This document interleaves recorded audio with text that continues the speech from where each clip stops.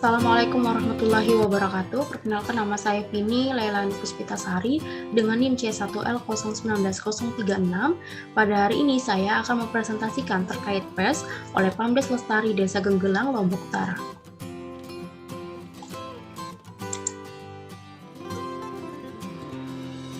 Adapun materi pembahasan yang akan saya sampaikan pada hari ini meliputi yang pertama adalah latar belakang, yang kedua legalitas PES, yang ketiga mekanisme PES, dan yang keempat adalah manfaat dari skema PES. Pertama adalah latar belakang. Kesulitan dalam akses terhadap air dan konflik antara daerah hulu hilir mendorong masyarakat desa Genggelang mulai mengusahakan pengadaan air dengan mendirikan Pamdes Desa Genggelang dan menerapkan skema insentif hulu hilir. Sejak tahun 1987, sudah ada bantuan pemerintah berupa pipa, namun tidak mendukung terdistribusinya air kepada masyarakat. Pada tahun 2007, mulai dibentuknya Program Nasional Pemberdayaan Masyarakat yang dikenal dengan PNPM oleh pemerintah Desa Genggelang dengan tujuan agar terjadinya perubahan pola pemanfaatan sumber daya alam dari gratis menjadi biaya. Legalitas PES. Pengelolaan Pamdes Lestari Desa Genggelang saat ini telah memiliki perangkat hukum yang terdiri dari Peraturan Desa Nomor 1 Tahun 2007 tentang struktur organisasi Pamdes Desa Genggelang. Selain itu, operasional Pamdes juga terdapat aturan pengelolaan dan terdapat pada Peraturan Desa Nomor 1 Tahun 2008 tentang tata cara pengelolaan, komplain, dan besaran pungutan. Mekanisme PES. Objek sendiri pada mekanisme PES yang pertama itu adalah sumber daya alam yang memberikan manfaat secara langsung berupa air dan sumber daya alam yang memberikan manfaat secara tidak langsung berupa flora, fauna, dan wisata. Dari subjek itu memberikan dana kepada Pamdes berupa bayaran, di mana dana tersebut dibagi menjadi dua dengan 20% untuk desa dan manajemen adalah 80%. Di mana dari manajemen 80% itu dilakukan konservasi dan pengamanan daerah hulu sebesar 500.000 per tahun.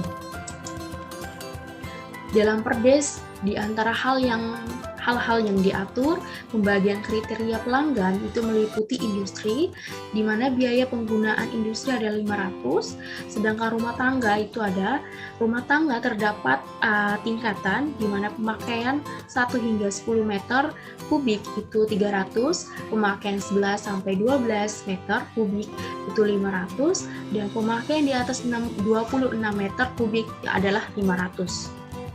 Biaya sosial dan untuk sosial sendiri biaya sosialnya adalah 200.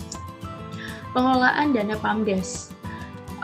Dana 80% diperuntukkan sebagai honor pengurus sumbangan seperti program penanaman sekitar mata air Kokang sebagai sumber air yang dimanfaatkan oleh warga desa Genggelang, dan sisanya 20% digunakan sebagai anggaran dana desa atau yang dikenal dengan ADD. Bentuk pelaporan. Pelaporan dilakukan dalam bentuk laporan rutin dari Pamdes kepada kepala desa yang kemudian diteruskan pada tingkat kecamatan dan kabupaten setiap tahunnya. Perkembangan pengelolaan sumber daya alam. Yang pertama, dengan instalasi air terpasang mampu melayani pelanggan dari 7 dusun dan mencapai kurang lebih 700 KK. Yang kedua adalah memperoleh juara 2 lomba tingkat nasional TP3 tim pelestari, pemelihara, dan pemakai pada tahun 2009, dan yang terakhir adalah mendapat kunjungan dari beberapa kabupaten dan kota untuk melakukan studi banding guna mempelajari sistem penanganan dan pemanfaatan sumber mata air bagi warga. Yang keempat adalah manfaat skema PES. Manfaat skema PES itu dibagi menjadi 4. Yang pertama, sumber daya alam. Yang kedua, mata pencaharian. Yang ketiga, adaptasi perubahan iklim. Dan yang keempat adalah sosial budaya masyarakat lokal. Manfaat skema PES terhadap sumber daya alam.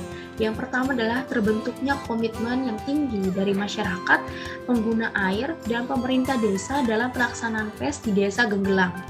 Yang kemudian Yang kedua adalah masyarakat semakin menyadari bahwa pelestarian terhadap sumber daya alam itu sangat penting. Yang ketiga, menyadari pentingnya perlindungan kawasan konservasi sebagai sumber air dan pembuatan regulasi dan penyisihan dana. Yang keempat, itu adalah perlindungan sumber daya alam dengan menerapkan sistem pengaturan yang jelas terhadap pemanfaatan. Yang kedua adalah manfaat skema PES terhadap mata pencaharian. Yang pertama adalah memudahkan masyarakat dalam mengakses kebutuhan dasar berupa air, menyebabkan air menjadi biaya dan waktu yang berkurang. Ketersediaan air sepanjang tahun di Desa Genggelang meningkatkan produktivitas lahan pertanian menjadi tumpuan bagi masyarakat. Yang ketiga adalah peran perempuan dalam rumah tangga dan masyarakat sekitar. Yang keempat, membantu meningkatkan pembangunan perekonomian Desa Genggelang. Manfaat skema PES terhadap mata pencaharian yaitu meningkatkan produktivitas lahan pertanian, berimplikasi terhadap meningkatnya pendapatan rumah tangga sehingga dapat mengurangi kerentanan dan meningkatkan daya tahan masyarakat terhadap dampak negatif perubahan iklim. Yang selanjutnya adalah manfaat skema PES untuk sosial dan budaya masyarakat. Yang pertama adalah risiko terjadinya konflik penggunaan sumber daya air dapat ditekan dengan sadar masyarakat bahwa dalam sumber daya air adalah milik bersama. Yang kedua adalah tingkat kohensivitas sosial meningkat karena adanya community dialog. Yang ketiga adalah meningkatnya kepercayaan antara masyarakat seperti kerjasama dan aksi bersama gotong royong dan kerelawanan. Terima kasih. Sekian dari presentasi yang bisa saya sampaikan pada hari ini. Adapun sumber yang menjadi referensi dari bahan presentasi saya yaitu potret pengembangan Indrajasa lingkungan di Provinsi Nusa Tenggara Barat oleh Andi Khairi Ihsan. Sekian dari